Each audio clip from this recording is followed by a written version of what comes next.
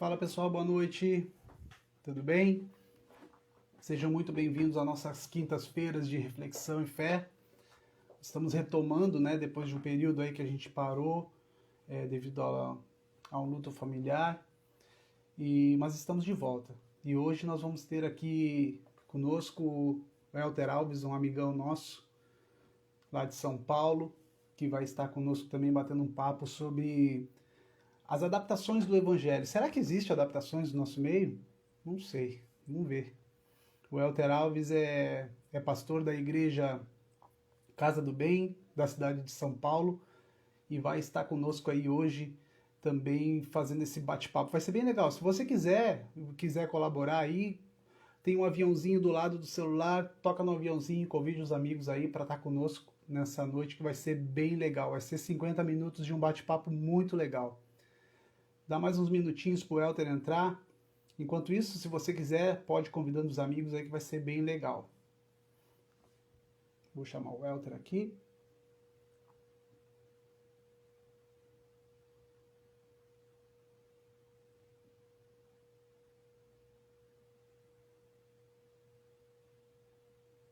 Ele está entrando.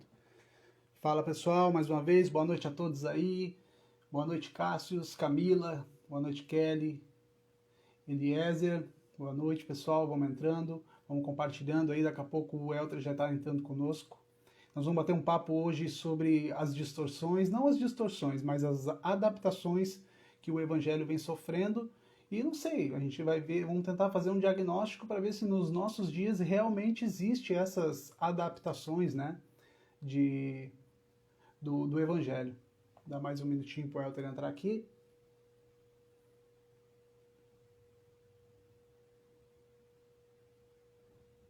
Agora sim.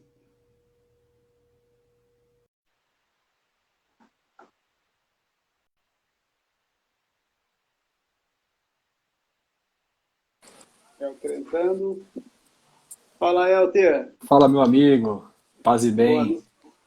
Tudo bem por aí? Graças a Deus. Deixa eu ajeitar aqui para ficar melhor aqui para você me enxergar. Que acho que estava muito para baixo. Melhor. Aí, pronto. Que legal. Tá me ouvindo bem? Estou ouvindo bem. Você está me ouvindo Que bem bom. também? Tô ouvindo bem. Ah, que legal. Estava dando boa noite para a galera aí. Sejam todos Tá muito certo. bem-vindos. O Elter, já falei, já te apresentei antes de você entrar. O Elter é nosso amigão lá de São Paulo, da cidade de São Paulo mesmo, pastor da igreja Casa do Bem, por isso que ele já deu essa introdução ali. Paz e bem, que legal. Elter, obrigado por ter aceito o meu convite aí para a gente bater esse papo. Todas as quintas-feiras a gente tem esse projeto, né, aqui na nossa pequena comunidade de Porto Alegre. A gente deu uma pausa devido ao luto, né, da familiar, mas agora estamos de volta. Que bom. E hoje a gente vamos trabalhar um pouquinho sobre, eu não sei se tem, né? Dizem que tem, mas é um evangelho adaptado, não sei. Vamos ver, vamos bater um papo legal, ver se sai alguma coisa aqui. Vamos lá, vamos sim. Bom, primeiro agradeço, Douglas, pelo convite, obrigado pelo carinho. É sempre uma honra poder participar de um bate-papo com amigos e falar do reino, falar do evangelho, compartilhar Cristo, que é o nosso fundamento. E muito feliz, obrigado mesmo pelo convite, pela confiança, né, de entregar o seu púlpito aqui para a gente bater um papo. Seja bem-vindo à minha casa aqui. Estou aqui no meu Amém. escritório, então, na pandemia o lugar que eu mais fico é aqui, né? Eu trabalho aqui, faço as minhas lives aqui, então já estou adaptado.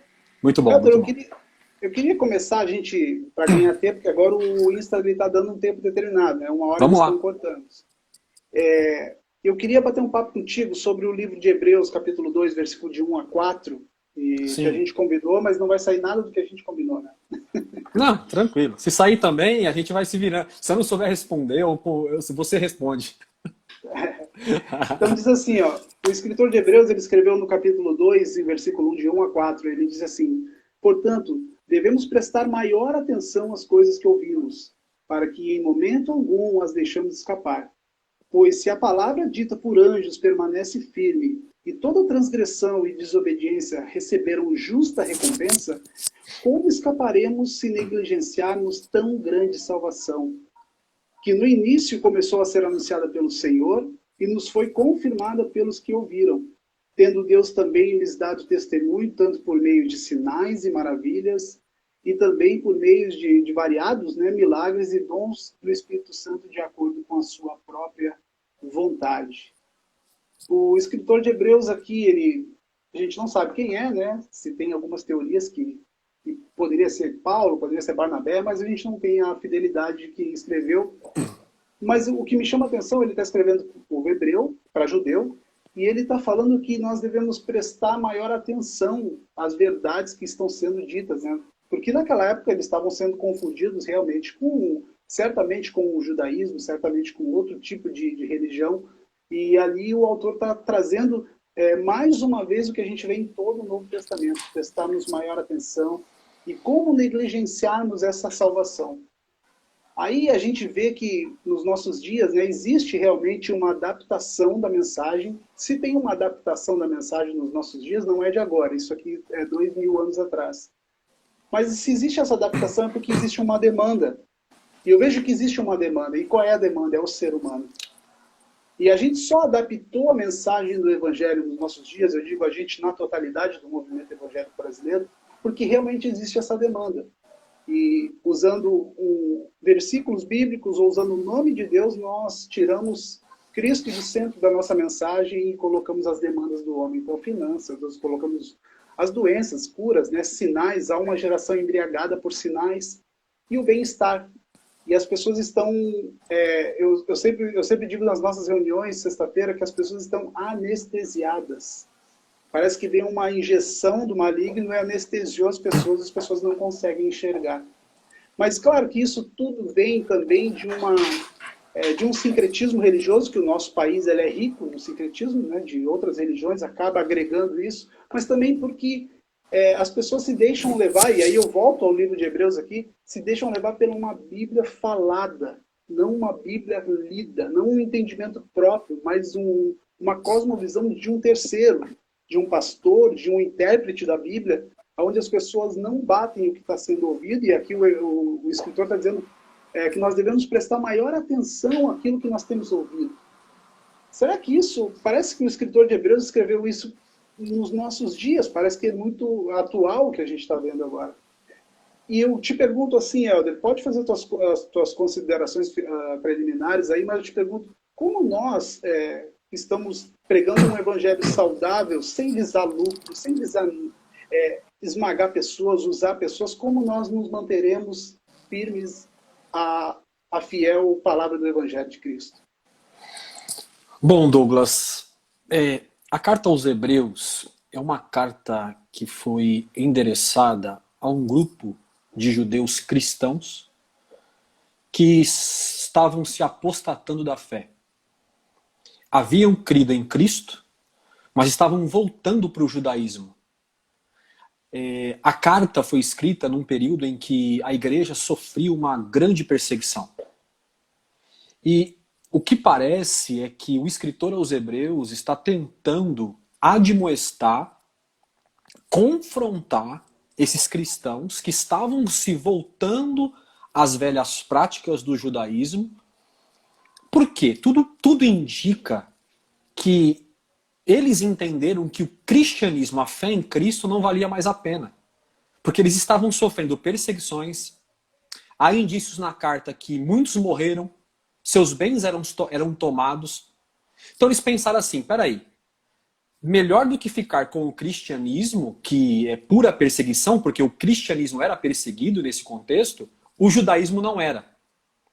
Então eles fizeram o quê? Vamos voltar para o judaísmo e a gente fica tranquilo. Então eles estão tentando, na realidade, se safar, se poupar de um evangelho real, de um Cristo real. Tanto que na própria carta, no capítulo 5, e eu acho extraordinário, no finalzinho do capítulo, o escritor aos Hebreus vai trazer uma admoestação dizendo que eles eram meninos, que eles eram crianças, bebês. Eles deviam ser o quê? Mestres. Pelo tempo que tinha, mas eram crianças. Então, o que parece que tem muito a ver com os nossos dias hoje. Buscando um evangelho de satisfações, de de isenção de sofrimento, de isenção de lutas, de adversidades, eles fogem então para uma nova fé, uma nova religião, que eles consigam ter este conforto. E daí nasceram então as muitas teorias. Nós não vamos falar de um evangelho adaptado, porque o evangelho ou é o evangelho ou não é o evangelho. Não dá para adaptar o evangelho. Ou ele é a mensagem de Cristo, ele é anátema. Disse Paulo que se vier um anjo pregar outro evangelho que não seja esse que eu vos tenho anunciado, que seja maldito. Então, infelizmente, devido a este êxodo de muitos saírem da fé de Cristo, procurando uma fé uma crença que alivie de sofrimento, muitas lideranças religiosas estão então se moldando a essa realidade, que é o que Paulo disse a Timóteo. Timóteo, pregue, porque nos últimos dias vão levantar falsos mestres, mas esses falsos mestres que vão se levantarão porque o povo tem comichão no ouvido e farão para si mestre. Ou seja, eu dou meu dízimo, eu dou minha oferta, eu ajudo a igreja, mas vocês falam que nós quer ouvir. A dureza hoje, Douglas, é que esta geração não tem paixão pela verdade. Se a gente perguntar assim, vocês querem ouvir a verdade ou a mentira? A grande maioria vai responder assim, ou eu acho que unânime, todo mundo vai dizer, eu quero ouvir a verdade. Só que quando a gente vai trilhar o caminho da verdade, eles se ofendem. Nós vivemos hoje uma geração de evangélicos que precisam ser evangelizados. Entendeu? Então é muito parecido com a carta aos Hebreus.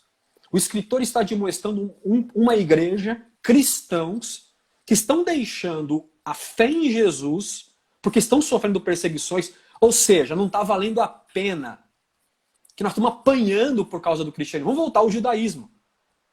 E a situação deles era tão grave que o escritor vai dizer que eles precisavam arrumar alguém para ensinar a eles os rudimentos, ou seja, os primeiros passos do evangelho, porque eles não tinham entendido nada. Na realidade, eles não criam em Jesus, eles tinham uma crença em Jesus. E isso trouxe essa grande apostasia, esse grande problema para esse contexto da carta aos Hebreus.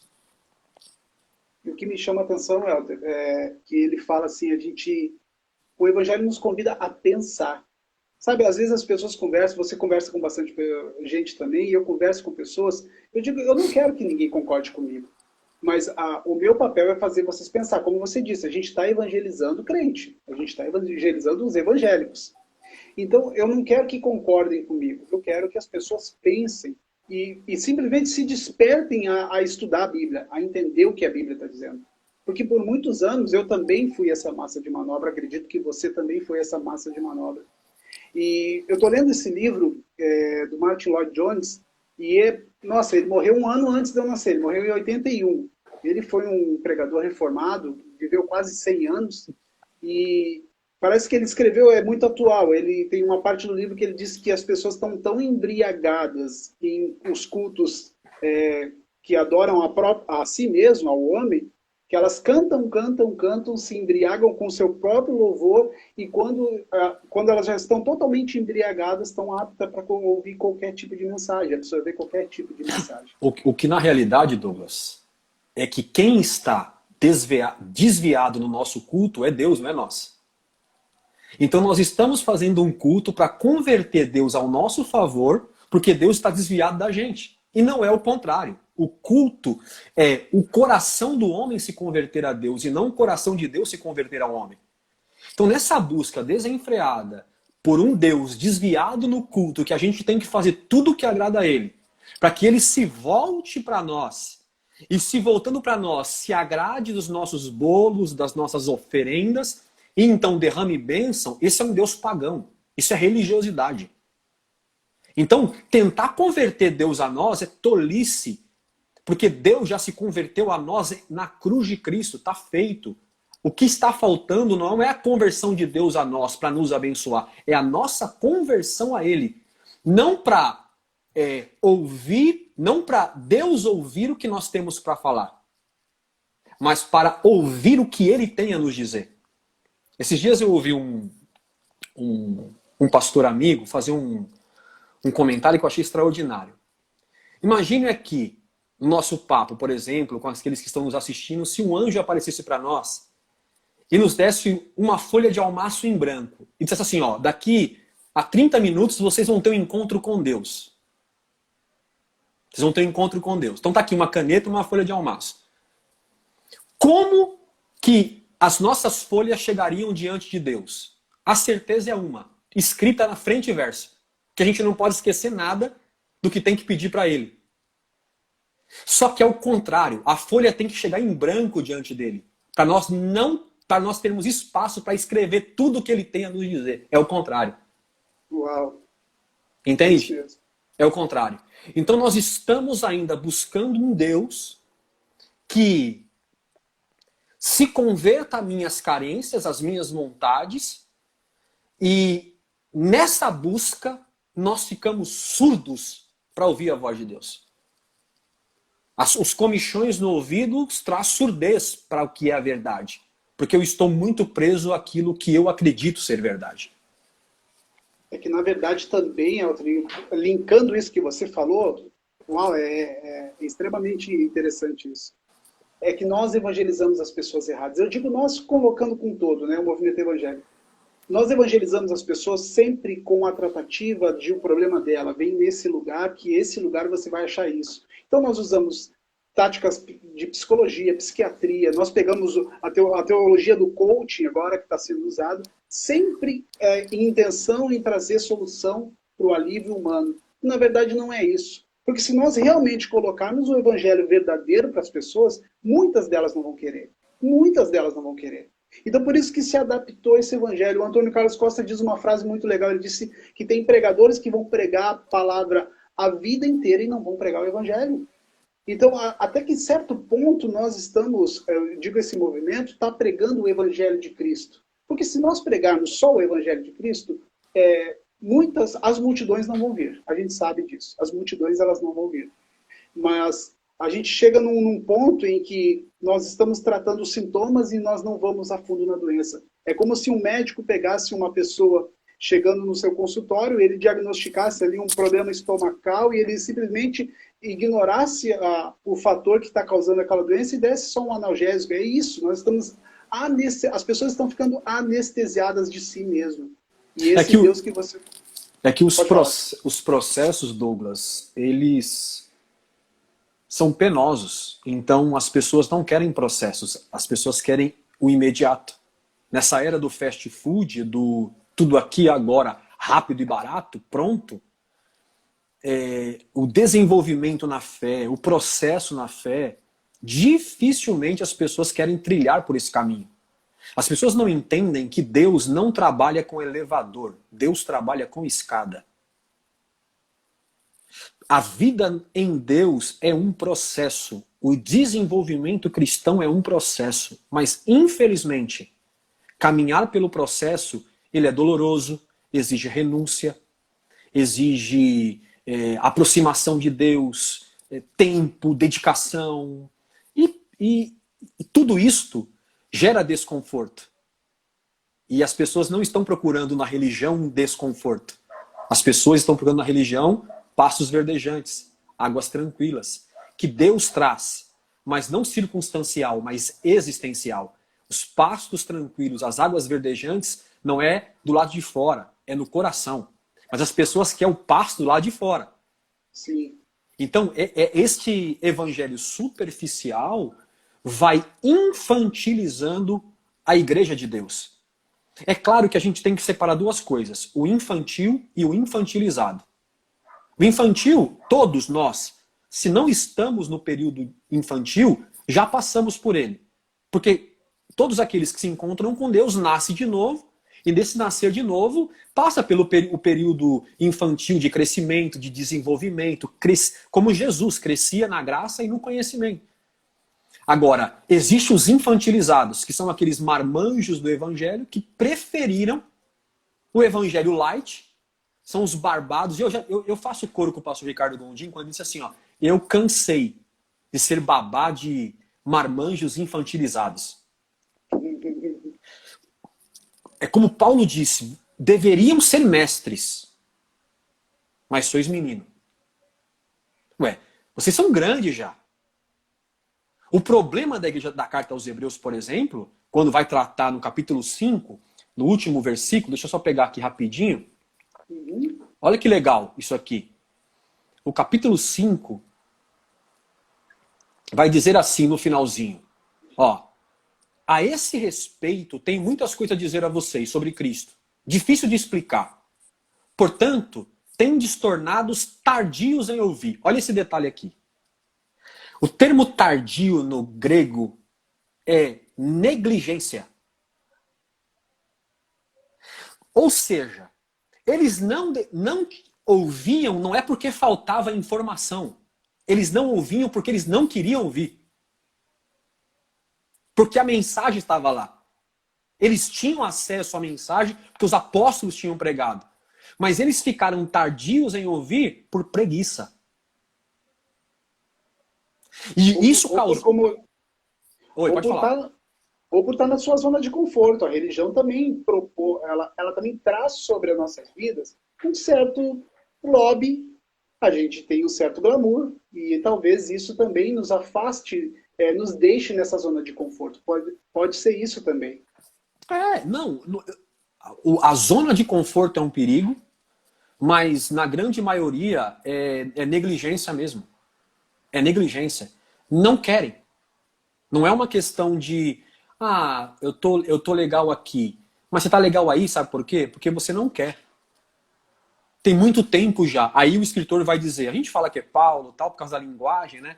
Mas aí o escritor vai dizer aqui, ó, com efeito vocês deviam ser mestres, atendendo o tempo decorrido que vocês têm.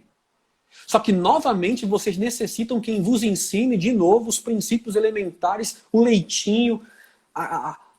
É inacreditável como isto vai se repetindo ao longo da história da igreja.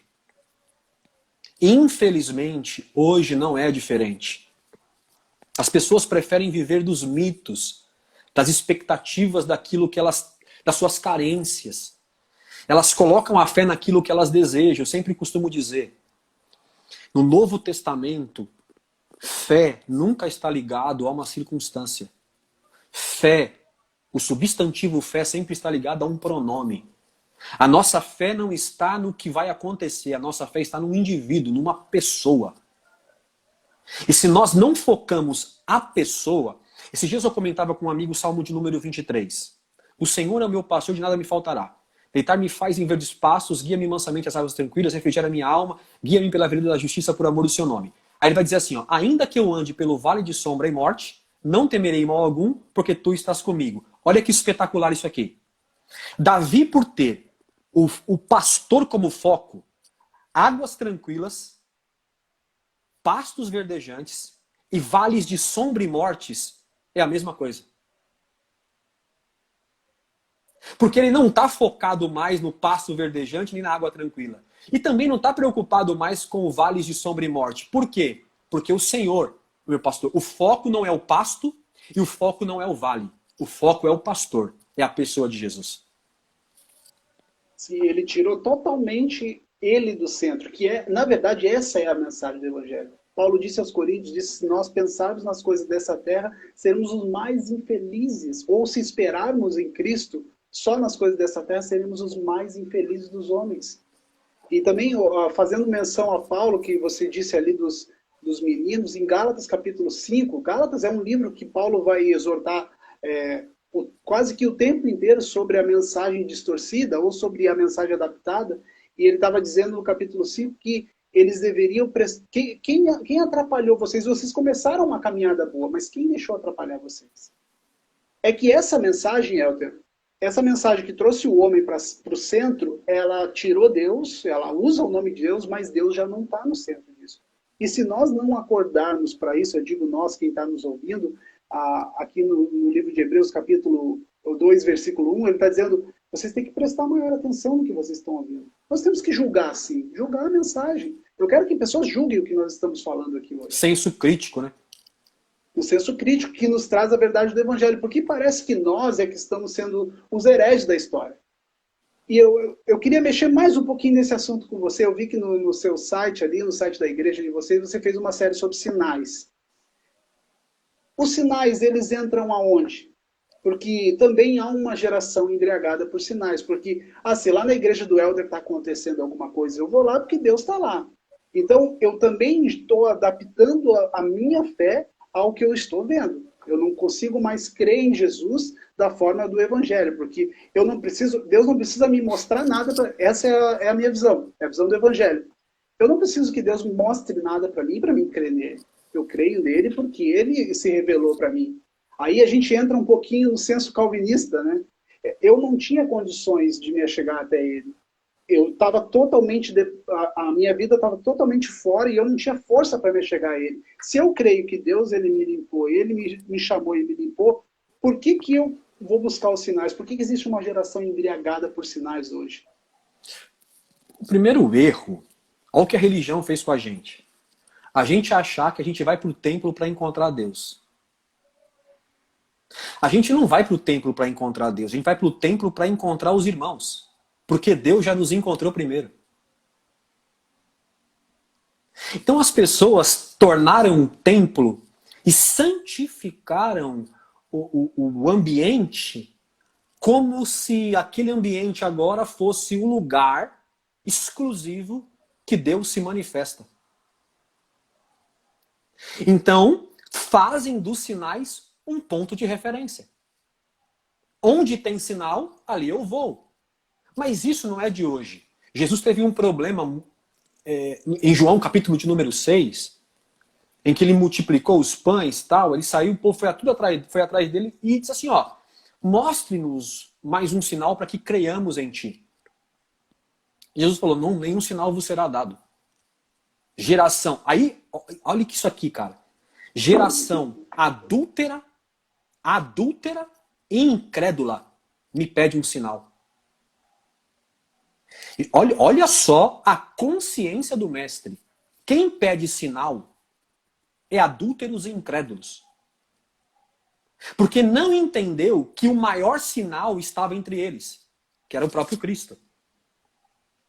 As pessoas hoje, eu quero ver um sinal. Por exemplo, João trata muito a linguajar sinal no Novo Testamento, que é uma ideia de um ponto de referência apontando não para o milagre em si, mas apontando para Cristo.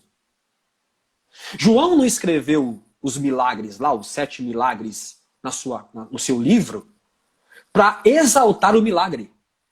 Não foi para exaltar o milagre. Ele escreveu os 7 milagres para exaltar Cristo, que fez os milagres. Para confirmar o ministério de Jesus. Porque houve 4 grandes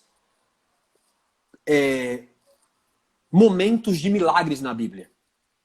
O primeiro foi a saída do Egito, os grandes milagres no Sinai, Mar Vermelho, no deserto. Depois, no início profético, Elias e Eliseu. Depois, na vinda de Cristo, através do ministério de Jesus. E para confirmar o ministério de Jesus. Então, primeiro, milagres para tirar o povo da terra do Egito. Segundo, milagres para confirmar o início do ministério profético, Elias e Eliseu. Terceiro, para confirmar o ministério de Jesus. E quarto, foi no início da igreja primitiva, para confirmar a igreja, o início da igreja. Os milagres, nós não somos sensacionistas. Os milagres acabaram? Claro que não. Sim. Mas nós entendemos que em Cristo o milagre é consequência e os sinais seguirão aos que crerem. Então eu não sigo o sinal. Eu creio em Jesus e os sinais vão acontecendo conforme vamos cumprindo o propósito. Então ter o sinal como referência me faz um pagão. Jesus falou assim, ó, quando vocês forem orar, vocês não façam como os hipócritas, que oram em pé na sinagoga, que estão preocupados com o que vão comer, o que vão beber. Não. Quando vocês forem orar, entra no teu quarto, fecha a tua porta e fala com o teu pai que te vê em secreto. Então a oração não é uma busca por sinal. A minha ida à comunidade não é uma busca por sinal. Enfim, a nossa vida não pode ser, nós não podemos ter no seio da nossa fé, o sinal como referencial. Porque quando o sinal... se o sinal é referencial e não Cristo, quando o sinal não acontecer, o que acontece com a minha fé? Você vai ficar frustrado. Eu vou me apostatar da fé. Porque eu coloquei no meu coração assim, mas eu tive tanta fé, eu orei tanto, eu busquei tanto, e não aconteceu, então eu vou procurar outra religião. Vou procurar outra igreja evangélica. Então eu fico procurando algum lugar, porque o meu referencial não é uma pessoa, o meu referencial é o sinal. E isso é um perigo. Porque o sinal acaba sendo o tutor da minha fé. Aí como você disse, lá aconteceu um sinal, Deus está lá. Não, Deus não está onde acontece o sinal. Deus está onde a palavra é pregada. Amém. Porque Jesus não é sinal. João, capítulo 1, vai nos dizer, ele é o verbo, ele é a palavra encarnada. Então, se a palavra de Cristo está sendo anunciada, ele está lá. Se a palavra... Pode acontecer sinais, prodígios, maravilhas. É o discurso escatológico de Jesus. Mas em teu nome nós profetizamos. Em teu nome expulsamos demônios. Em teu nome curamos enfermos. Apartai-vos de mim, porque eu não conheço vocês. Peraí. Como é que Jesus diz não conhecer quem faz sinais, milagres, prodígios e maravilhas? Jesus, você pode ver que lá não tem em teu nome eu amei. Em teu nome eu perdoei. Não, só tem dom, só tem sinal. Por isso, para nos ensinar que o sinal não é caminho nem referência para ninguém. Aliás, só para encerrar aqui, quem tem um sinal... Fica à vontade, tá gostoso. Quem tem um sinal como ponto de referência vai cair nas malhas do anticristo. Porque a Escritura diz que o anticristo virá, que a gente sabe que o anticristo é um sistema, outros acreditam que é uma pessoa, mas o sistema do anticristo é com sinais, maravilhas, prodígios, que enganariam, se possível, até os escolhidos. Então o anticristo faz sinal. Cristo faz milagres. O anticristo faz sinal. Só que todos os milagres de Cristo apontam para Cristo. Quando o sinal aponta para um sistema, aponta para o indivíduo, isso é anticristo. Então, fica aqui o nosso alerta, a nossa admoestação. Como diz aí o Cadu, o maior milagre do cristão é o próprio Cristo. O melhor de Deus está por vir. Não, o melhor de Deus já veio. Já veio. E está resolvido. Um abraço, Cadu, grande amigo aí de São Paulo também. Mas Elter, a questão dos sinais, você falou de Moisés, também os sinais aconteciam por meio dos magos, também aconteceu no Novo Testamento, Jesus disse que também aconteceria sinais por intermédio do diabo, e aconteceu. Mas essa geração, a nossa geração, ela está tão cega em conhecer Deus, porque eu escuto muito, eu acho que você deve escutar aí. A mensagem de vocês é uma mensagem que gera as pessoas ficam desigrejadas. Eu disse, não, eu sou um cara que eu amo a igreja. Eu amo a igreja, eu quero criar os meus filhos dentro da igreja, do prédio, esse prédio que todo mundo conhece, eu quero criar os meus filhos lá. Nós estamos plantando uma igreja aqui em Porto Alegre também, uma comunidade. Assim que o número do coronavírus baixar, a gente vai plantar essa igreja. Mas é que uma coisa, eu não posso aprisionar a mentalidade das pessoas, como você disse, a estar dentro do templo ou a nossa fé partir de lá. Nós não partimos de lá. Nós partimos da pessoa de Jesus. Porque o que eu faço lá é consequência do que eu sou. Ou seja, eu não vou fazer para ter as coisas de Deus. Eu só vou manifestar o que eu sou. Eu digo que a igreja, hoje como comunidade, ela é secular. Ela é secundária, não é secular. Ela é secundária, porque o primário é o meu envolvimento com o Evangelho. Eu não digo nem intimidade com Deus, eu estou falando de entendimento, de uma mudança de mentalidade, de uma metanoia. Porque a igreja, Douglas, ela é necessária. Por quê? Porque assim, não sei se você já percebeu, e quem está nos assistindo percebeu, não existe igreja no singular. A gente ouve muito essa expressão aqui, eu sou igreja. Não. Não existe igreja no singular no Novo Testamento. Você vai encontrar sempre a expressão no plural. Vós sois a igreja. Igreja não é indivíduo. Igreja é comunidade. É impossível ser igreja sozinho. Impossível. Sozinho eu sou membro. Eu não sou corpo. O templo. Sozinho eu sou membro. Eu não sou corpo. O corpo de Cristo é o ajuntamento de todos os membros, como disse Paulo. Então, quando nós falamos assim, ó, somos a igreja, eu não estou falando de mim. Eu estou falando da nossa relação. Há um detalhe. Na oração de Mateus capítulo 6, Jesus, quando foi ensinar a orar, disse assim, ó, vocês quando for orar, nós até citamos aqui já, entra no teu quarto, fecha a tua porta, e o teu pai que te vê, ó o detalhe, que te vê em secreto, te recompensará. Só que quando ele diz assim, ó, quando estiver 2 ou 3 reunidos em meu nome, ali eu estou. Sozinho, ele nos vê. Entre 2 ou 3, ele está. Então, quando a gente olha essa perspectiva, é claro que quando eu estou sozinho no meu quarto, não é que Deus não está comigo. É que Deus é revelado não na minha individualidade, Deus é revelado na comunhão. Nisto conhecerão que sois meus discípulos, se amardes uns aos outros. Não existe discípulo, igreja, sem comunidade. Não existe. Então, por isso que a gente fala da importância da comunidade. Porque na igreja, nós somos admoestados. Na igreja, a gente é edificado. Na igreja, nós somos confrontados. Somos família. O próprio Deus se revelou. É lógico que é um termo teológico, por Tertuliano e Origem, os pais da igreja, o termo trindade.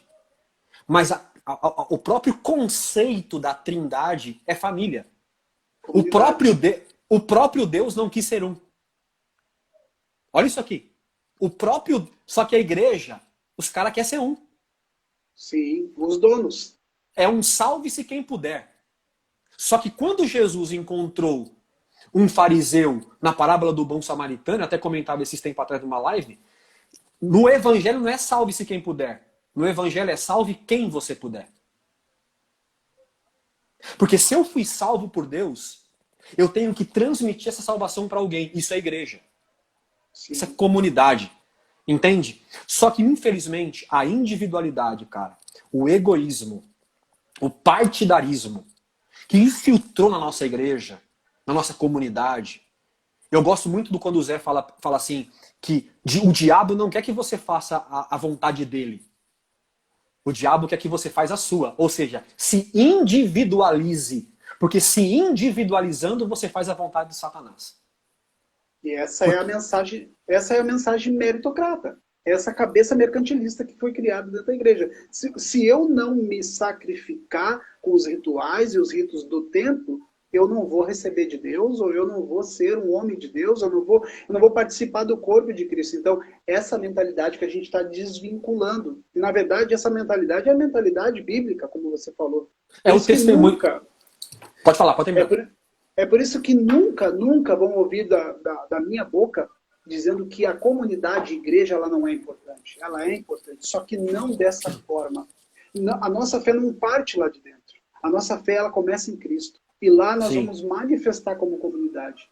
E depois que eu entendi muitas coisas, Helder, em relação às doutrinas da graça, isso traz uma leveza sobre nós pastores também. Porque hoje o nosso trabalho é pregar o evangelho e só o evangelho. E eu não preciso adaptar nada para chamar pessoas para dentro da minha igreja, porque a salvação ela pertence ao Senhor.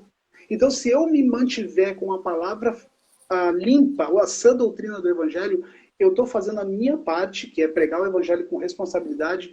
Eu estou plantando, como disse, como Paulo exortou os coríntios, ele disse, não, vocês não são de Apolo, vocês não são de Paulo, nem de Cefas. Uns plantam, outros regam, mas o crescimento vem do Senhor. Então, o nosso trabalho hoje nós como pastores, tem muitos pastores que vão ver essa live posteriormente a isso, o nosso trabalho como pastor é entender o evangelho e levar o evangelho puro, sã e sem adições para as pessoas. Ah, mas isso não vai salvar as pessoas, eu preciso do método, trazendo aqui um pouco de psicologia, de coach. Não, a salvação pertence ao Senhor. Não é o Elter e não é o Douglas que vão levar as pessoas à salvação. Nós vamos pregar o Evangelho. Então isso nos traz uma leveza. O extraordinário que no início da igreja primitiva, em Atos capítulo de número 2, quando os apóstolos, os discípulos que estavam ali, segundo a tradição, 120 irmãos, receberam o Espírito, o texto do capítulo 2, o capítulo 2 termina assim: e o Senhor acrescentava os que haviam de se salvar. Pedro prega uma mensagem de 120 irmãos na igreja, passou a ter 3.000 irmãos na igreja. Nossa. Não tinha técnica, não tinha métodos. Claro, a gente não pode ser leviano também e dizer assim que os métodos são desnecessários. Não pode ter nada. Vamos levar na barriga. Não. Você tem a organização, você tem a metodologia de como vai pregar, quem começa, quem termina. Claro. O problema é quando isto se torna a referência. É quando a instituição governa o organismo, a igreja de Jesus. Não. Então, quando a gente acha, e o pior, quando a gente entende que os métodos é que salva, a glória é nossa. Exatamente. Viu o que a gente fez? É o que acontece muito, infelizmente. Vamos contar o testemunho. Irmão, eu recebi minha bênção porque eu fiz a campanha de 7 dias. Então a glória é sua. Não, porque eu orei tantas horas por dia. Então a glória é sua. Então você alcançou porque você está dizendo que você alcançou porque você orou, você fez campanha, você agradou a Deus. Então o mérito é seu. Não precisa de Cristo. Não foi só a graça. Foi Cristo, foi o meu esforço. Mas se eu não me esforçasse, não iria acontecer. Então é mérito seu. Não foi graça. O que as pessoas não conseguem entender hoje é que o movimento evangélico no Brasil, infelizmente, irmão, o movimento evangélico no Brasil precisa passar por uma reforma. Principalmente, uma reforma nos nossos púlpitos. Nós vemos pastores que você percebe, que só pega na Bíblia o dia que prega. Não tem contato com o Evangelho. Não tem contato com Deus. Não sabe o que está falando. E não é 1, nem 2, nem 3. E ao invés de entregar pão para o povo, estão entregando pedra. Entende? Ao invés de dar água para o povo, está entregando vinagre. Um evangelho adocicado, que dá cáries nas crianças e dá diabetes nos idosos. Então, a gente está indo para um caminho no Brasil, principalmente, no movimento brasileiro, de que as pessoas não querem ouvir o evangelho. Não querem ouvir o evangelho. Que a gente estava sempre dizendo, e vamos bater na tecla aqui até o final. Não querem ouvir o evangelho. Eles precisam de algo que os faça ter o up. Para achar o meu propósito. Para o que Deus tem para a minha vida. O que Deus tem para a minha vida é cruz. Aquele que quiser vir após mim, quer andar comigo, negue-se a si mesmo. Olha o propósito aqui. Os irmãos querem um propósito? Aquele que quiser vir após mim, negue-se a si mesmo. Tome a sua cruz e vem. Vem para onde? O contexto é Jesus chamando Pedro para o Gólgota. Vem comigo, Pedro. Enquanto Pedro dizia assim, não, Senhor, não faz isso não permita que façam isso com você. Ô, Pedro, quer saber de uma coisa? Pega a tua cruz e vem comigo. Porque você só pode ressuscitar comigo se você passar pela morte comigo. Mas então, o que eu ganho com esse evangelho, Elton? Essa é a pergunta. As pessoas perguntam. A perspectiva é o que eu ganho nessa vida, porque não conseguem enxergar a futura. Isto. A fé dessas pessoas estão presa a sinais. Peraí, eu fiz tudo certinho e tô aqui padecendo com uma doença? Eu fiz tudo certinho e fiquei desempregado, mas eu fiz tudo certinho, servi a Deus e fui para a igreja, dei o dízimo, fiz a campanha e recebi uma má notícia? Não, é o que aconteceu com os irmãos aos hebreus. Os hebreus. Que quando escreveu a carta falou assim, vocês estão voltando de novo para o judaísmo. Eles responderiam, mas nós não estamos aguentando a perseguição, cara. Vocês pregaram um Cristo pra gente de uma vida nova, mas nós estamos apanhando. Estamos perdendo nossos parentes. Tem gente perdendo bens. Vamos voltar para o judaísmo, que no judaísmo é mais tranquilo. Não tem ninguém nos perseguindo, não tem ninguém maltratando a gente. O judaísmo no Estado tá assim, ó. Tem privilégios. Eu faço os meus rituais e recebo. Faço os meus rituais certinho e recebo o que eu preciso. Então vou ficar aqui é mais confortável. Só que é isso que Jesus causou choque nos religiosos. E também nos discípulos. Jesus falou assim, ó, que no evangelho, se salvar é se perder. É maluco isso, né? É doido, é louco? Aquele que quiser salvar a sua vida se perde, mas aquele que perder que salva. Peraí. Para salvar eu tenho que perder. É claro que o contexto está falando de nossas vontades, perder a paixão por essa vida, os prazeres por essa vida. Só que, infelizmente, Douglas, a realidade do evangelho de hoje, que nós estamos vendo, é um evangelho adocicado. É como você disse, sem contar os donos de igreja, os coronéis da verdade, os que usurparam as ovelhas de Jesus, fazem o que quer com elas. Que eles acham que eles são os anjos da igreja. Sim. Eu sou o anjo da igreja. Eu sou cobertura espiritual. Isso é falácia. Eu sou cobertura espiritual sobre você. Aí o cara vai comprar um carro, tem que comunicar. Vai vender o carro, tem que comunicar. O cara vai casar, tem que comunicar. O desafio, eu postei esses dias nas minhas redes sociais, o desafio do pastor de hoje é ter as ovelhas por perto sem cercear a liberdade delas. É um grande desafio. E eu tenho Porque falado isso nós somos tentados, né? Eu tenho falado isso aqui, Elton, na minha pequena comunidade. Eu não quero ser um pastor que tem que ficar indo atrás das pessoas, porque eu não quero criar uma igreja infantilizada. Porque se todos entenderem a mensagem do Evangelho, nós todos vamos ser suporte uns aos outros. E nós não temos, eu não quero honra. Eu disse, pastor, vocês não têm que honrar o pastor, tem que honrar o irmão. Que a Bíblia diz, suportar uns aos outros em amor. É porque sou irmão, porque o cargo de pastor, ele não é nada. Ele não é nada em referência à nossa comunidade. Claro que nós temos a nossa, que nem você falou, existe a organização, uns vão estar mais, o pastor vai estar ele se esmerando para o ensino da palavra, para levar uma palavra, mas não é esse tipo de honra, de cobertura espiritual, de ter que estar prestando relatório para o pastor. Não é esse tipo de coisa. A coisa tem que ser transparente. E até mesmo aqui, a gente está fazendo culto totalmente online hoje. E eu presto, de 6 em 6 meses, eu presto conta de tudo que está entrando na nossa igreja. Tudo. Eu presto conta ali. E se tiver que gastar algo, eu peço permissão nossa cadeira de liderança da nossa comunidade. Eu acho que a transparência começa por aí. Eu não quero me tornar um dono de igreja, porque eu já fundei uma igreja há uns anos atrás e eu também andava nesse caminho. E eu não quero mais voltar para esse lugar. E bem como você disse, a gente acaba criando pessoas infantilizadas, trabalhando, que o Zé sempre fala, nos 2 pilares do medo e da culpa. A gente gera culpa nas pessoas e a gente consegue manipular elas.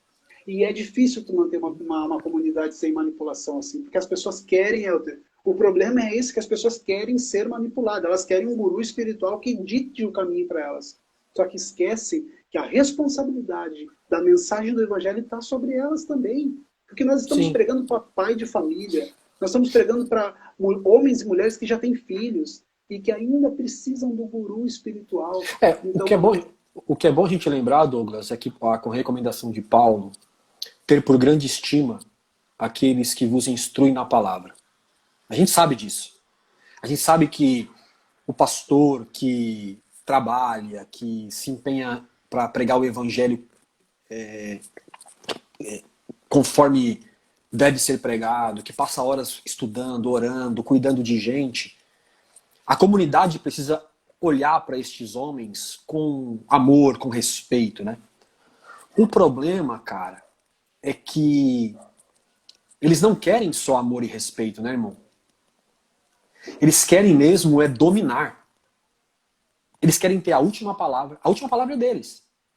Eles se acham os donos da razão. Ó, quer conhecer um líder manipulador? Faz pergunta para ele. Questiona. Nossa. Eles não aceitam, esses tipos de pastores, donos de igreja não aceitam ser confrontados. Não aceitam, não gostam de quem faz perguntas. Se eles percebem que estão perdendo o posto para alguém, eles anulam esse alguém. É como Caim e Abel. Os dois ofereceram a mesma oferta para Deus, cada um fez a sua. Porque Deus rejeitou Caim. Mas Caim entendeu que a rejeição de Deus foi por causa da boa oferta de Abel. Foi lá e matou Abel. Porque eu matando Abel, eu tiro a concorrência do caminho.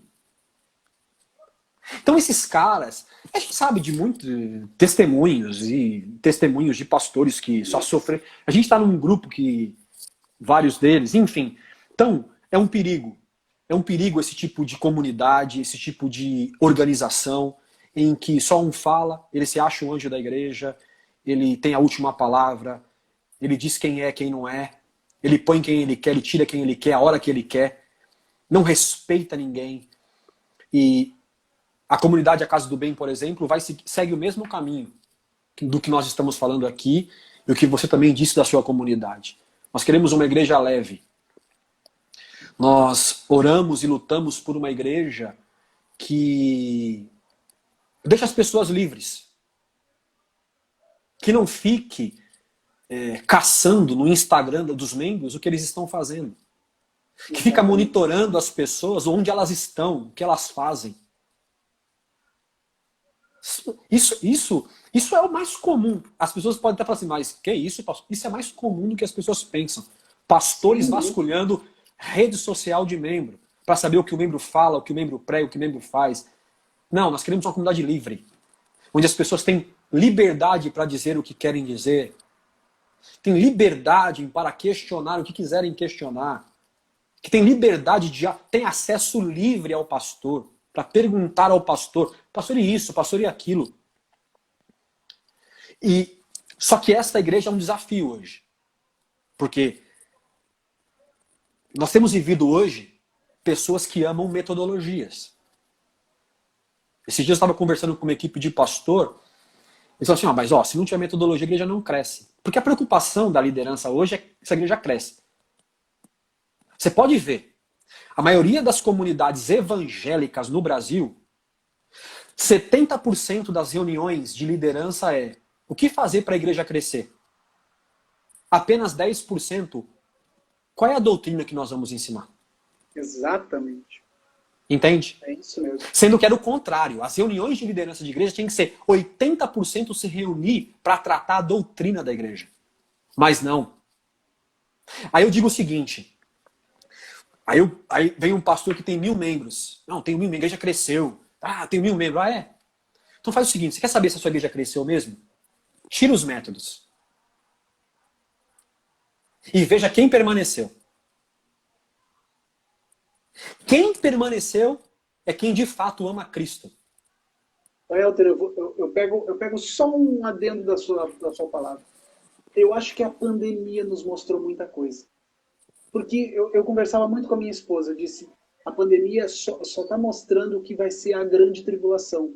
Porque se por um momento fechou a igreja e tinha pessoas desesperadas, é porque elas estavam dependentes do sistema. Sabe, John Stott falou, eu até anotei uma frase de John Stott, ele disse, o maior perseguidor da sã doutrina da igreja não é os de fora, mas é os de dentro, baseado no sistema, na hierarquia, na religião que deturpa o verdadeiro evangelho. O John Stott, eu acho que o John Stott também falou, só abrindo um parêntese, a Bíblia sofre mais na mão dos seus expositores do que na mão dos seus opositores. Sim, porque os nossos inimigos, o inimigo do Douglas, não, eu estou falando o inimigo do evangelho, são esses caras que estão usando as metodologias que você disse como a ferramenta primordial do evangelho. Então a pandemia veio e fechou algumas igrejas, e no primeiro momento, não sei se você recorda, que fechou totalmente algumas igrejas. Cara, era muita gente procurando a gente, eu não sei o que eu vou fazer, eu vou me desviar, eu não sei mais o que fazer com os meus filhos, ou seja, não tem base dentro dos lares. A igreja criou pessoas, a maioria do movimento evangélico criou as pessoas dentro dela totalmente dependente de uma Bíblia ouvida, de uma fé terceirizada, onde eu preciso de um intérprete da lei, que ele me diga as coisas, a minha cobertura espiritual. E eu sempre falava na comunidade, antes de nós começar a implantar aqui o Caminho e Vida, eu dizia na outra comunidade que a gente participava, eu dizia, imagina se vier a grande tribulação agora. E nós começar vamos supor que a gente vá para um país aí comunista, que não tem a liberdade de religião. O que seria da nossa fé hoje? O que seria da fé de vocês? Se vocês dependem totalmente de estar aqui dentro, então nós trocamos realmente a verdade do Evangelho pela sistematização de um sistema religioso que tem matado pessoas. E aí eu questiono uma coisa, se as pessoas estão ouvindo isso, será que tem realmente certeza da sua salvação? Eu levantei uma bola essa semana no nosso grupo e todo mundo achou muito legal, eu também achei muito legal. A salvação, a gente vai receber a nossa salvação quando a gente morre ou a gente recebe a salvação no momento que a gente conhece a Cristo? Porque se eu sou um salvo, o que se espera de um salvo é que se viva segundo o Evangelho. Eu não vou cumprir os rituais do templo até chegar no dia da minha morte para mim receber a minha coroa da vida. Não, eu já recebi, eu já estou salvo. Essa é a mentalidade que nós temos que mudar. E eu acho que esse é o grande desafio nosso como pastor. De inculcar nas pessoas que a morte de Jesus Cristo ela está valendo agora. Não é nossa. Tem muito crente buscando a salvação. Sim. O que acontece é o seguinte, Douglas. A teologia, claro que a gente não quer um papo teológico aqui, mas só para lembrar. A salvação, claro, que ela está em Cristo, né? É em Cristo. Nós não estamos salvos plenamente. Por quê? Vou tentar explicar rapidinho. A vida cristã ela tem 3 estágios. A regeneração, novo nascimento, né? A santificação e a glorificação. A regeneração, aqueles que creram em Cristo, nasceram de novo, foram regenerados por Cristo pelo Espírito Santo. A santificação é o processo. E a glorificação é o que nós estamos aguardando. O corpo glorificado, segundo o próprio Paulo em Coríntios 15, em 1 Tessalonicenses 4. Então o que acontece? Nós já estamos salvos em Cristo. E nós estamos passando pelo processo da salvação, que é a santificação. Cada dia nós vamos sendo salvos da mentira, salvos do pecado. Mas existe o último estágio, que é da glorificação, onde serão derrubados os 2 últimos inimigos, ou o último inimigo. O pecado e a morte. Por que ainda estamos em processo? Porque ainda nós estamos no corpo de pecado e ainda morremos. Mesmo crendo em Deus, a gente morre.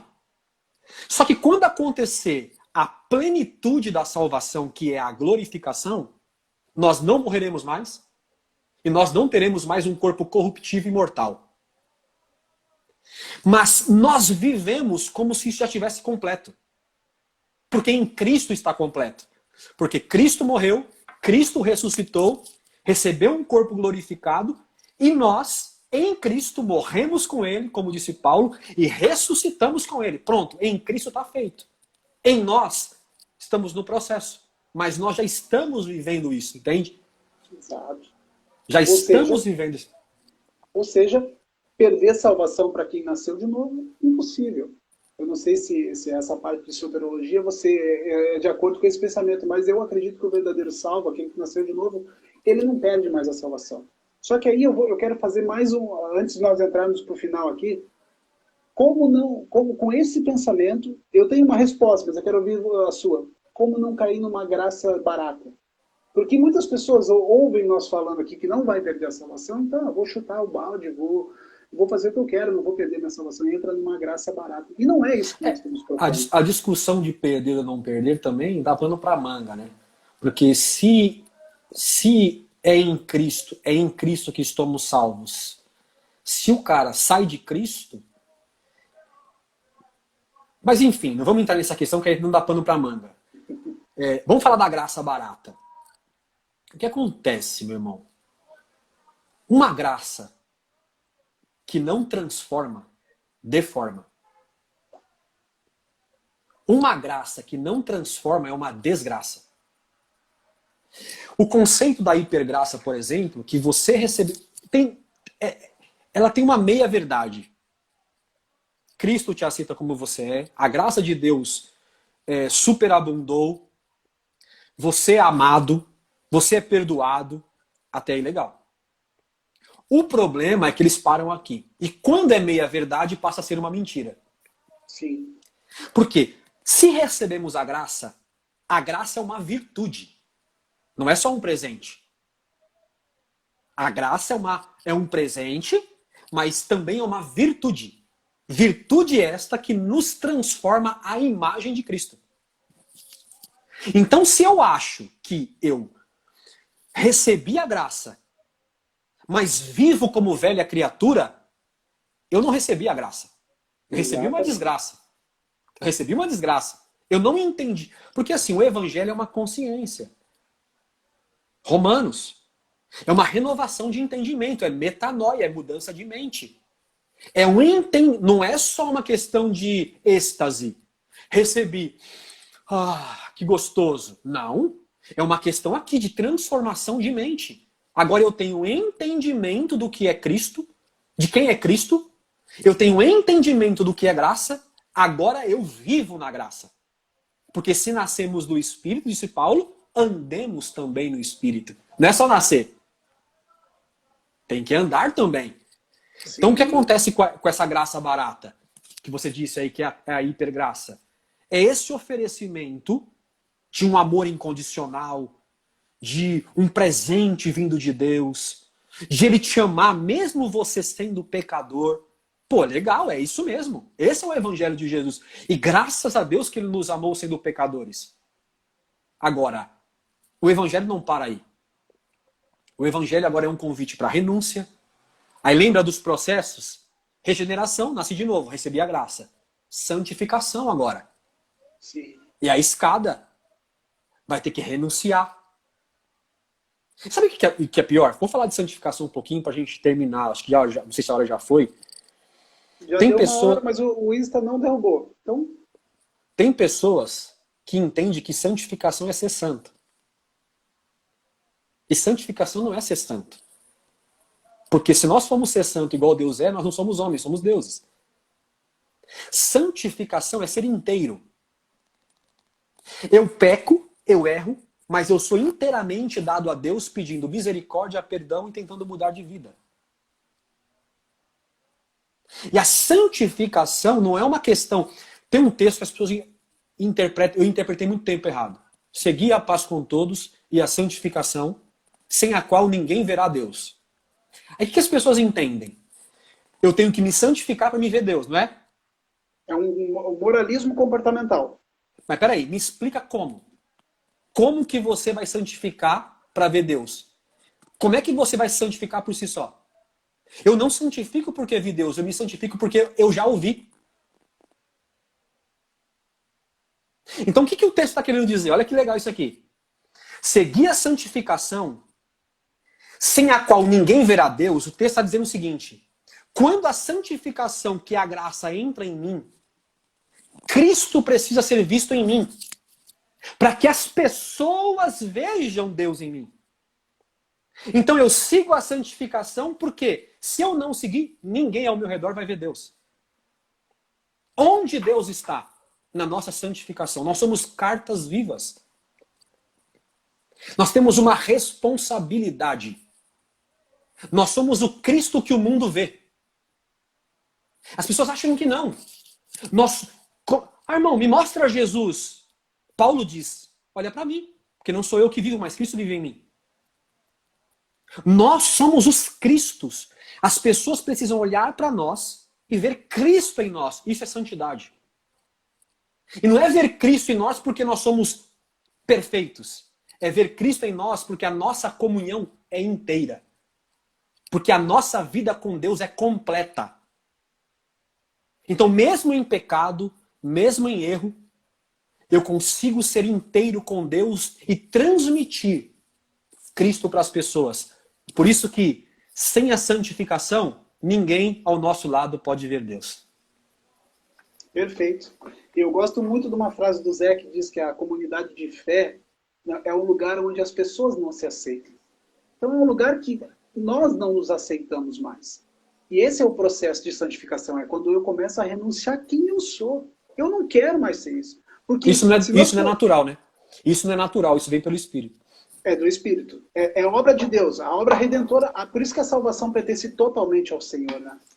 Mas, Helder, a questão da aparência santa e do linguajar santo, poxa, não existia povo mais santo do que os fariseus. A aparência religiosa que eles tinham, que eles demonstravam, era perfeito. Os caras cumpriam todos os rituais, todos os sacrifícios, cumpriam todos os mandamentos da lei. Mas Jesus olhava para dentro deles e dizia, mas vocês não têm nada de Deus aí dentro. Então é essa ótica de uma salvação moral, uma salvação comportamental moralista que também deturpou o Evangelho de Cristo. Porque nós sabemos que o Evangelho ele vai nos transformar e vai mudar o nosso comportamento. Mas a partir não daquilo que eu vou fazer, a partir de Cristo e do entendimento do Evangelho. Eu vou começar a ser nova criatura. Eu não faço para ser.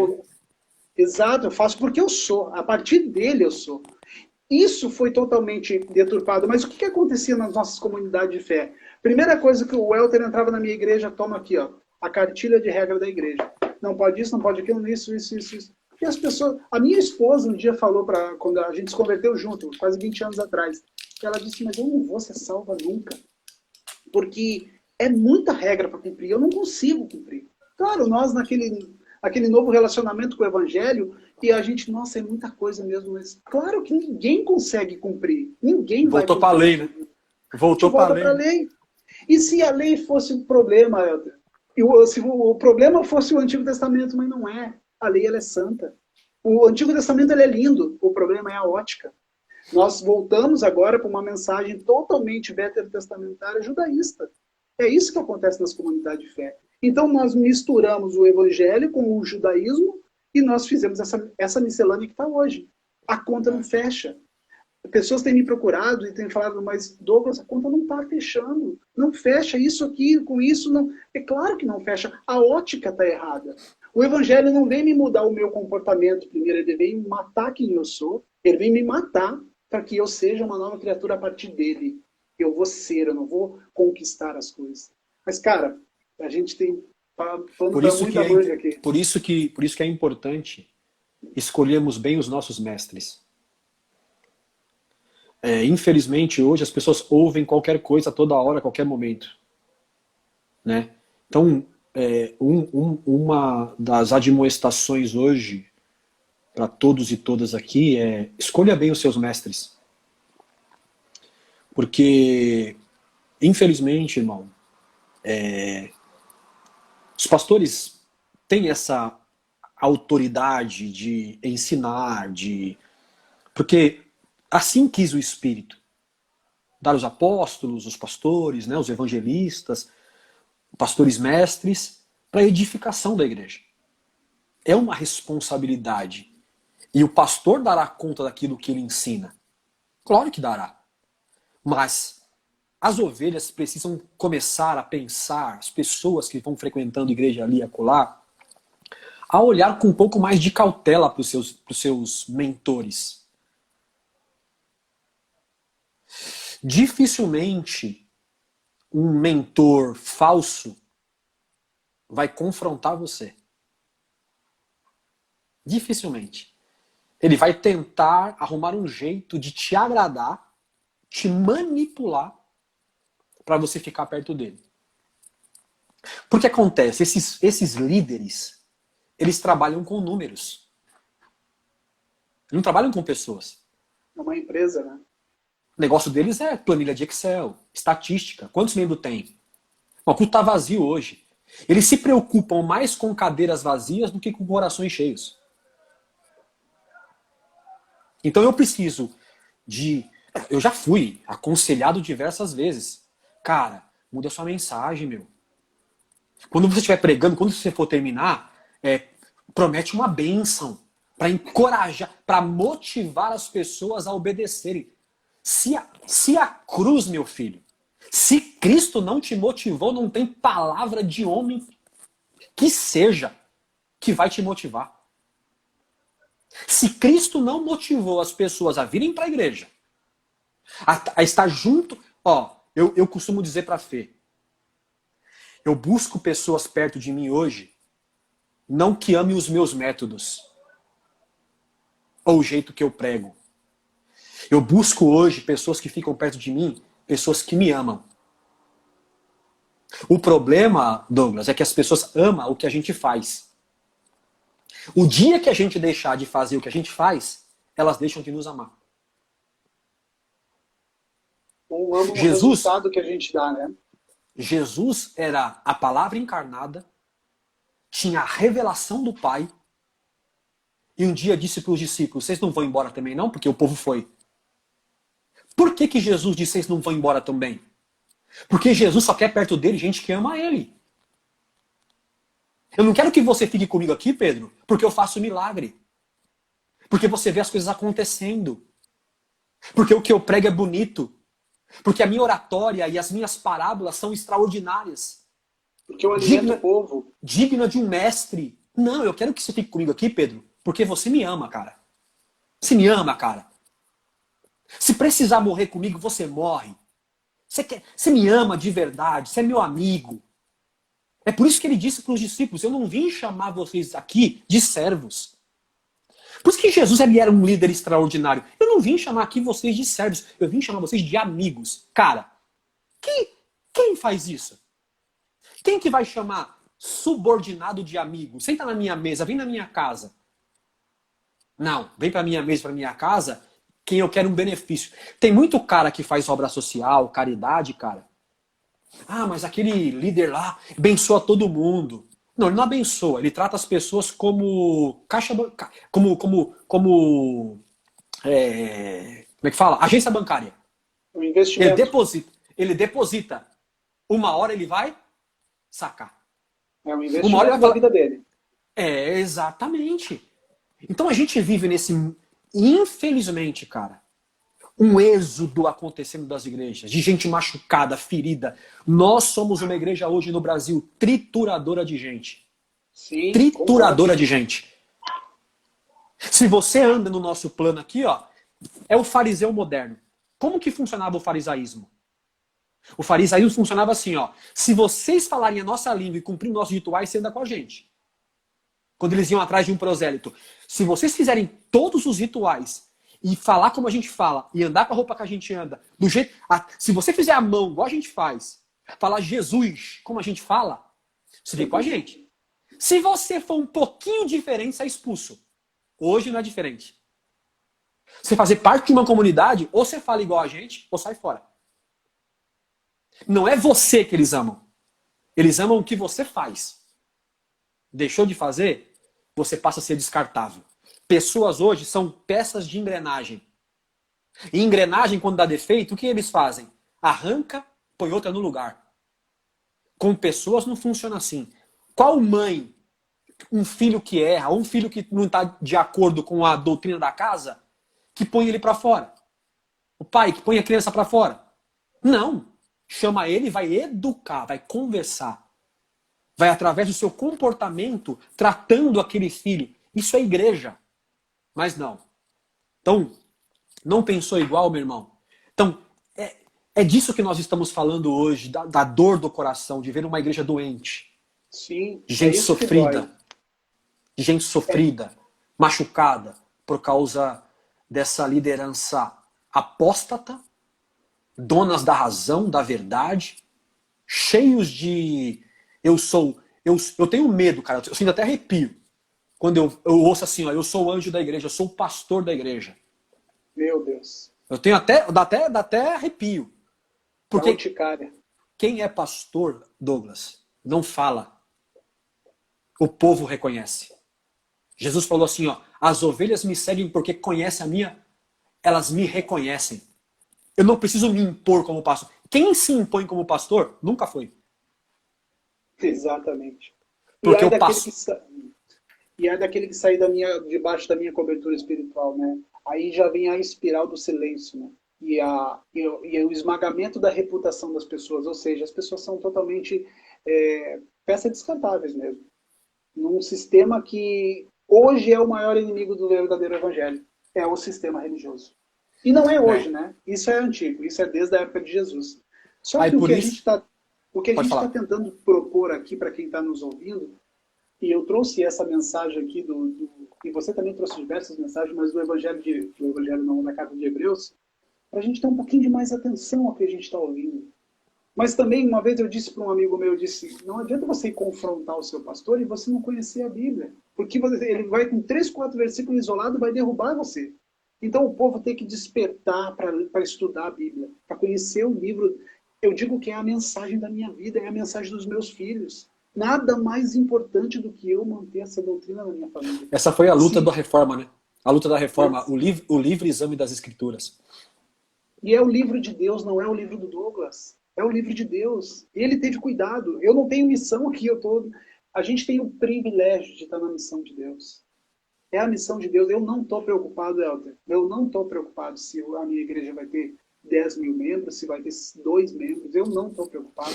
Eu não estou preocupado se eu tiver que ficar mais 2 anos, 3 anos dentro de uma casa, de uma garagem. Eu não estou preocupado. Mas a negociação da mensagem do Evangelho, jamais. Jamais. Isso eu perdi quase... Eu carrego dentro de mim uma frase. Sofra você o dano, mas nunca danifique a mensagem. Amém.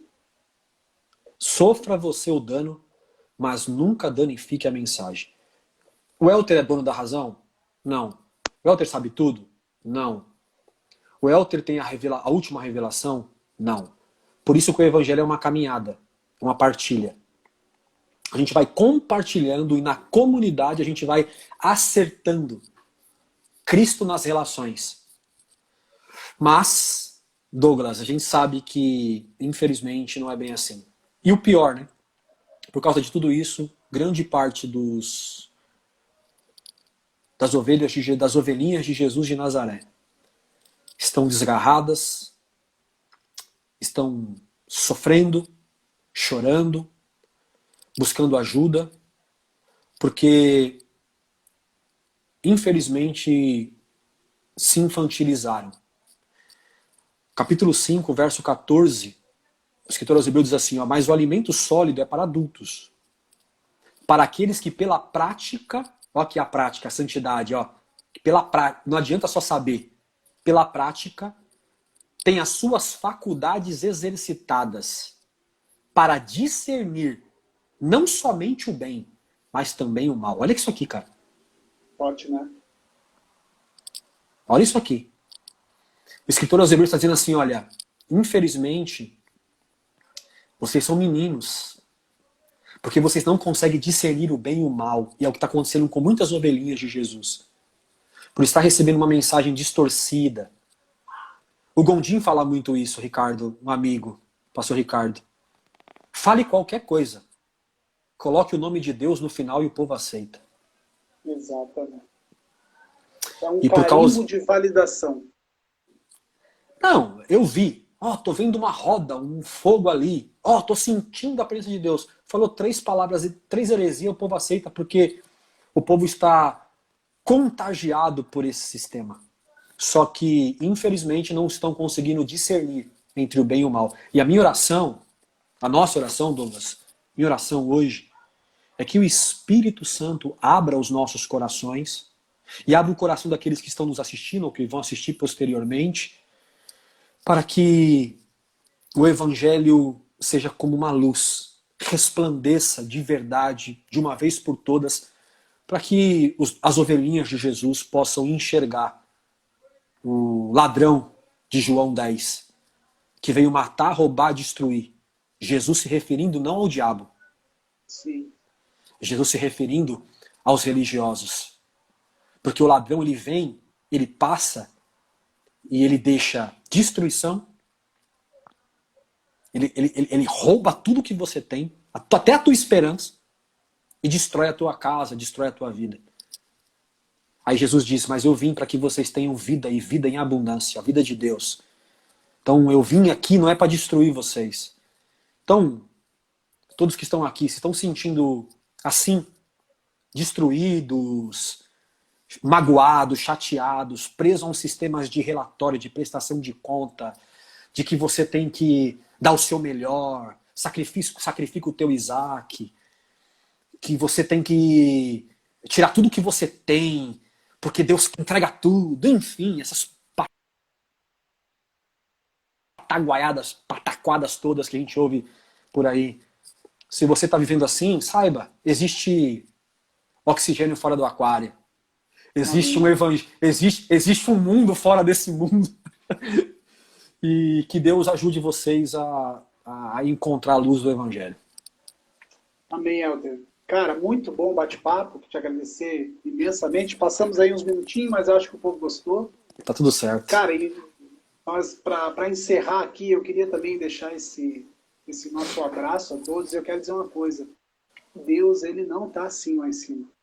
Ele não está de olhos vendados. Ele tá olhando tudo. E ele não perdeu o controle de nada, não. Ele não perdeu o controle de absolutamente nada. São dias em que nós vamos ser mais perseguidos ainda. Mas isso não importa. Não importa. Vão falar que nós somos os hereges, vão falar que a gente está levando as pessoas à perdição, mas esse é o Evangelho de Cristo. Esse é o Evangelho de Cristo. Porque, que nem você disse, há uma preocupação em nós não deturpar a palavra do Senhor. E a única mensagem que dá para deixar para quem nos escuta aí hoje, prestem mais atenção, ouça o que o escritor de Hebreus falou, prestem atenção no que vocês estão ouvindo. Não negligencie a salvação, porque aqui ele está dizendo, não negligencie a mensagem de salvação. Helder, mais uma vez, cara, muito obrigado.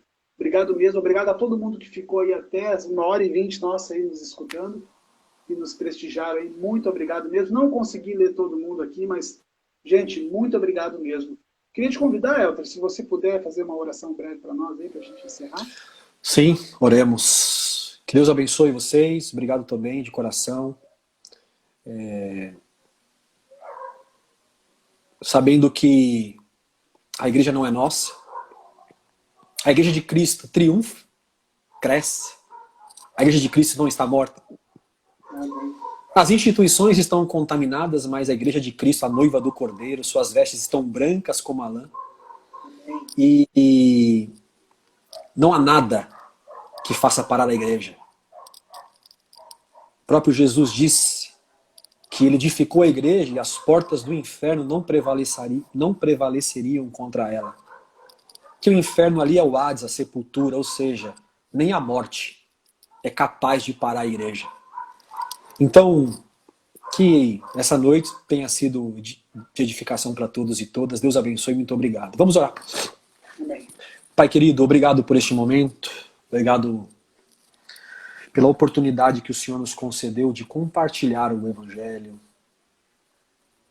de levarmos também um pouco de consolo com um tema tão delicado que nós temos vivido hoje, da apostasia, dos falsos líderes, das organizações que trituram pessoas. E quanta gente, Senhor, sofrendo com esse sistema imperialista, piramidal, que tem, ao invés de edificar pessoas, tem levado elas ao desespero, ao desconforto, à falta de fé. Mas nós sabemos que, como João escreveu no Apocalipse, o Senhor disse, João, escreve, eu ando no meio dos 7 castiçais. As estrelas estão nas minhas mãos, João. Nos dizendo que a igreja ainda é tua, o governo ainda é teu, o Senhor ainda opera, o Senhor ainda age, e a sua igreja ainda triunfa, porque o Senhor ainda é rei desta igreja, Senhor desta igreja. E isso nos consola e nos conforta. Pai, abençoe-nos, dê um final de noite em paz, é o que nós te pedimos em nome de Jesus. Amém. E amém. Obrigado, meu irmão. Obrigado pelo coração, bem. viu? Eu que agradeço, cara, pelo carinho, pelo convite, e até breve.